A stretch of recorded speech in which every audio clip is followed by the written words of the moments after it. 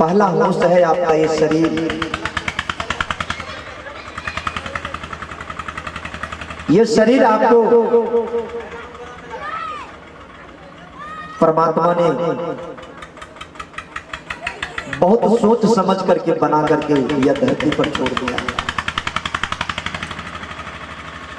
सज्जनों, ये शरीर रूपी आपको परमात्मा ने प्रदान किया और यह रथ पर मन रूपी सारथी सवार है और मन ये शरीर के अंदर में जीव, इसके लिए यह शरीर रूपी रथ निर्माण किया और यह रथ को परमात्मा संतों के द्वारा बार बार आपको संदेश देता है कि ये शरीर रूपी रथ को आप संभाल करके रखिए। और यह रथ बार बार इनको चेक करते रहिए कि यह रथ हमारा कहीं खराब तो नहीं हो रहा है, ये रथ में कोई कमी तो नहीं है। ये रथ को बार बार देखती रहिए। और यह रथ आपका बहुत कीमती रथ है। सही से यह रथ आपका चल गया तो 100 से ऊपर वर्ष आप जी सकते हैं। अगर यह रथ को चलाने में थोड़ी सी लापरवाही किए, थोड़ी सी आप इन्हें चलाने में गड़बड़ करते हैं, ये रथ का आपका खराब हो सकता है। और जब यह रथ आपका खराब हो जाए, यह शरीर रूपी आपका रथ की टायर पंचर हो जाए, चक्का का बॉल बेरिंग खत्म हो जाए, तो आप तो रहेंगे लेकिन आपका रथ चलने वाला नहीं रहेगा। अगर आप हैं और आपका चलने वाला रथ नहीं है, तब बताइए आपको कितना दुख होगा। आप इतना दूर जलालगढ़ भी जाने से असमर्थ रहेंगे, कहीं सगा संबंधी में जाने से असमर्थ रहेंगे, क्योंकि आपका रथ का चक्का टूट गया है। ऐसा ना हो कई वर्ष कई सालों तक आपका ये रथ टूटा पड़ा रहेगा और आप चाह कर भी कहीं घूमने योग नहीं रहेंगे।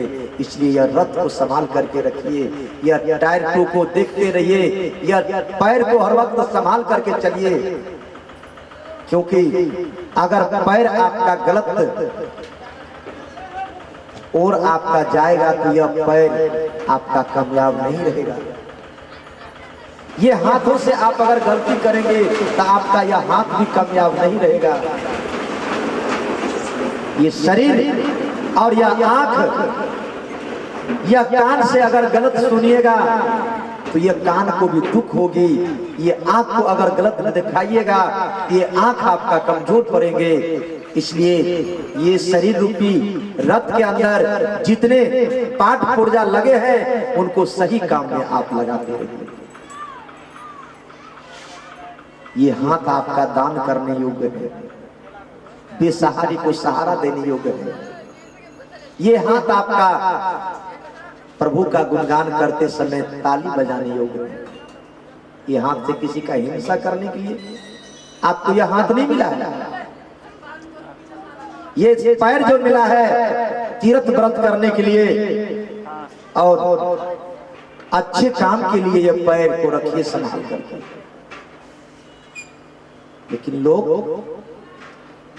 ये पैर से, ये हाथ से, ये आंख से, ये कान से केवल गलत ही सुनना चाहता है, सही नहीं। आज देखते हैं सत्संग है, ये सत्संग में लोगों की भीड़ नहीं है, लोग नहीं आते हैं, लेकिन यहीं पर कहीं नाच ड्रामा सिनेमा हो जाए, कहीं भाई भाई में मारकाट हो जाए, झगड़ा लड़ाई हो जाए, तब देखिए वहां लोगों की भीड़। लोगों की कमी नहीं होगी वहां पर। वहां जाकर के देखते क्या है, केवल गलत बातें सुनते हैं, गलत चीज देखते हैं, अच्छा चीज वहां सुनने को नहीं मिलता है। लेकिन यहाँ अगर आपको अच्छा मिल रहा है तो यहाँ आप आ नहीं सकते। आपका जो वह मन बेईमान है वह आपको मोड़ता जा रहा है कि इधर नहीं चलना है, उधर चलना है। इसलिए ये शरीर रूपी रथ आपको मिला है, 100 वर्ष के लिए दिया गया है। अगर यह रथ को आप 30 साल में ही बर्बाद करना चाहते हैं तो कर सकते हैं। 50 में भी ये रथ को आप तोड़ देना चाहते हैं तो टूट सकता है। ये रथ तो केवल चलाने का मूल्य है। इसके अंदर जो संचालक बैठा है वह आपका बिगड़ने ना पाए। उनको कभी गलत मत सुनाइए, कभी मत दिखाइए, कभी गलत मत कहिए। उनको सही चीज को हर वक्त दिखाते रहिए, तब आपका ये रथ बहुत दिन तक चलेगा। आज देखते हैं रोड पर जब मोटरसाइकिल चलते हैं तो मोटर चलाने वाले व्यक्ति से कहा जाए कि आप अगर 100 के स्पीड में चलते हो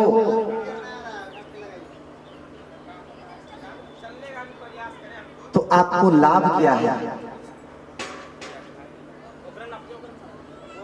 अगर 175 के स्पीड में तुम मोटरसाइकिल चला रहे हो तुम्हें लाभ क्या है? कहते हैं कि आपकी अगर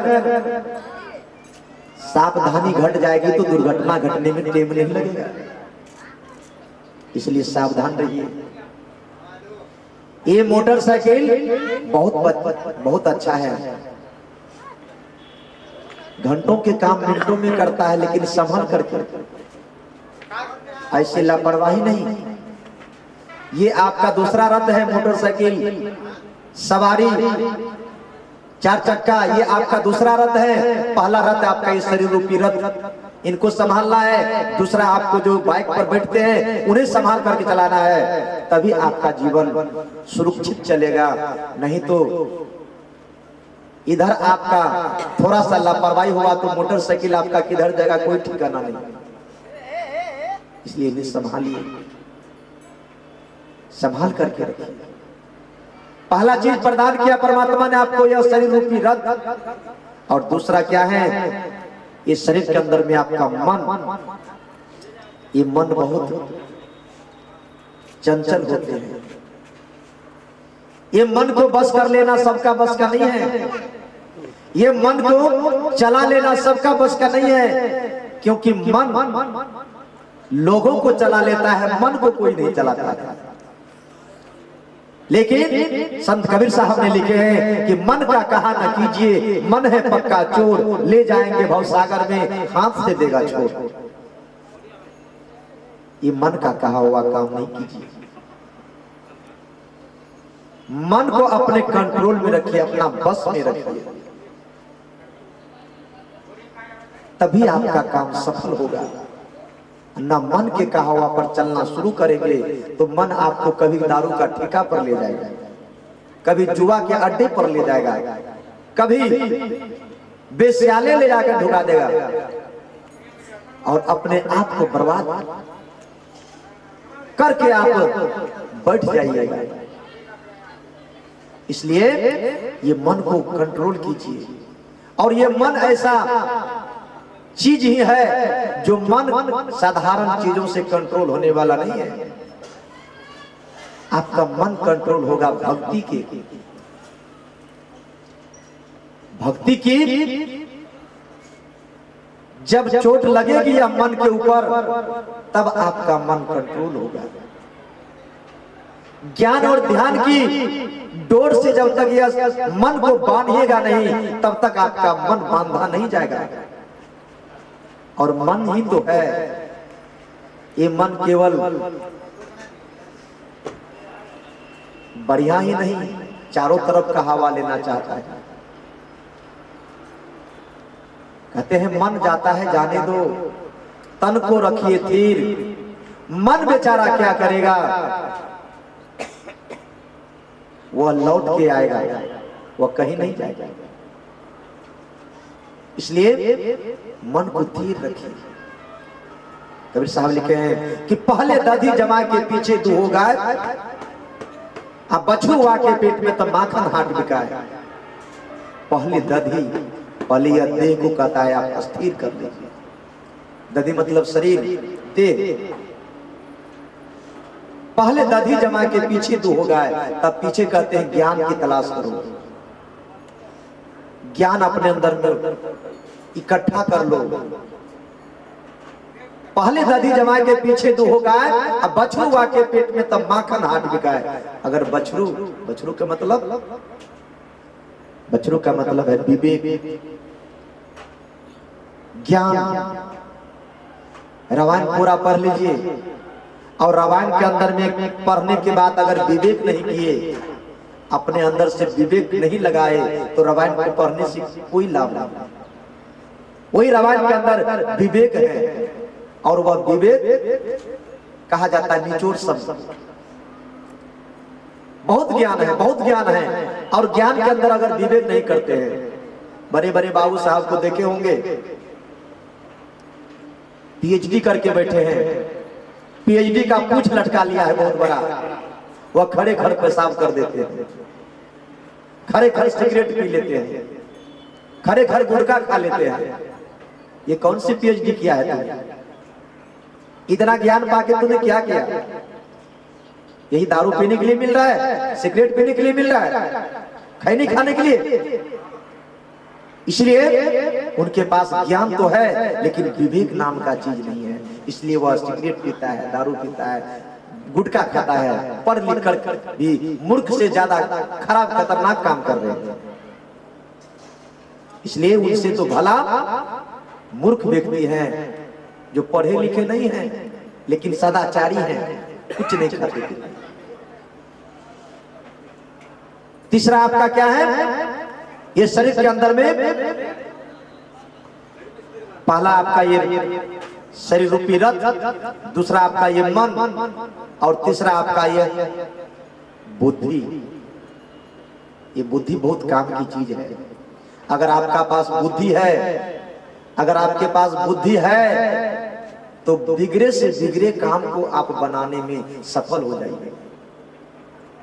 अगर आपके पास बुद्धि नहीं है, तो बने बने काम को आप बिगाड़ सकते हैं।